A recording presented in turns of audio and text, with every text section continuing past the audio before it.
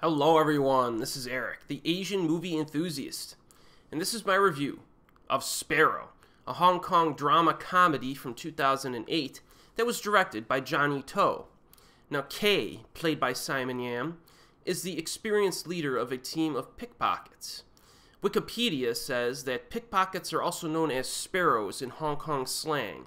I'll have to take their word for it. He enjoys a carefree lifestyle, taking photos with his vintage camera. One day, a dashing beauty, played by Kelly Lin, suddenly appears in his viewfinder, and he's mesmerized by her presence, and oddly after that, every member of his team has an encounter with her. But behind her attractive facade lies a mysterious past and a mission to set herself free. So obviously, the cast here is pretty solid. We have Simon Yam, Kelly Lin, Gordon Lam, and Lam Suet. And there are definitely some recognizable faces and even a few fan favorites, obviously. Now, to be honest, it's movies like Sparrow that helped to make me such a huge fan of Simon Yam back in the day. You know, he's played some psychotic, violent characters like Run and Kill. He's played like cool triad villains in like Exiled and the election films. But it was his role as the sympathetic veteran investigator in Eye in the Sky and the charming pickpocket in Sparrow that really kind of convinced me that this guy's got some serious range as an actor. I really love his performance in this film in particular. So, again, if you've only seen Simon's, I guess, more intense roles, it would be good to mix it up with something like this. Now, the mood of Sparrow is set really from the opening scene, right from the start. You get Simon Yam. He's having like a good time, you know, he's sitting around, he's sewing repairs into his coat. There's some nice music playing. A little sparrow flies in from outside into his apartment.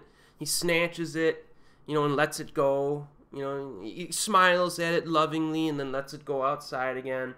And then he gets ready to leave. And the bird flies back into his apartment and is sitting on something. And he looks at it and he just smiles and he puts his hands on his waist, almost like saying, "You feisty little bird, like, what am I going to do with you?" You know, and that's how the movie begins. It's like such a pleasant opening, and it accurately portrays the feel of the entire film. Like, if you like the opening, you'll probably like the movie. And then he goes and he meets his eccentric crew of pickpocket buddies.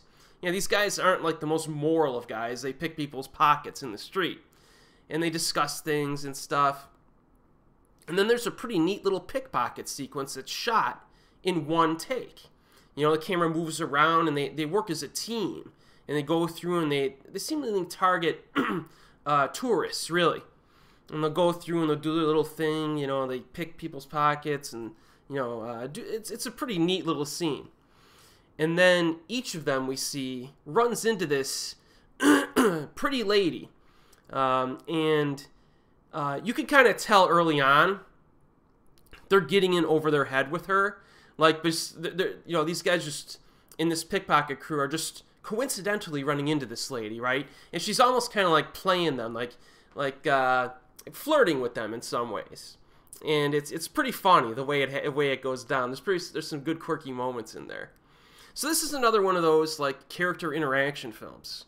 It doesn't really care that much about constructing an intricate story or developing real complex characters. Just kind of flows, you know. And the only true goal of this film is to be as entertainingly playful as possible.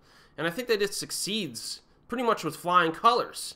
It's impossible for me not to smile while watching this film. It's only 86 minutes long, and it's a real easy sit to get through this.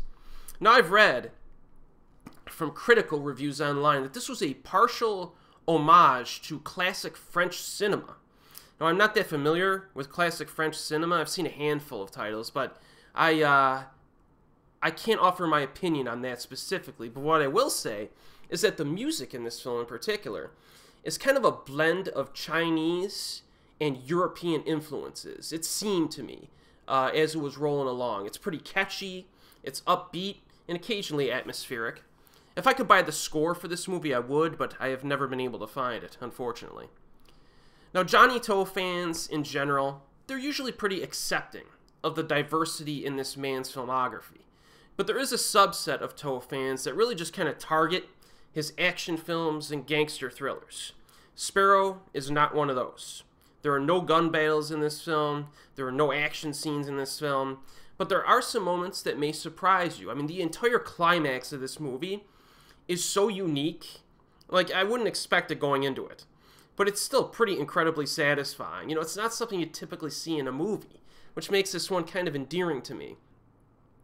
Apparently, To shot this film over like 3 or 4 years in between his other projects. So this was kind of like a, from what I could tell, this was almost kind of like a passion project for him.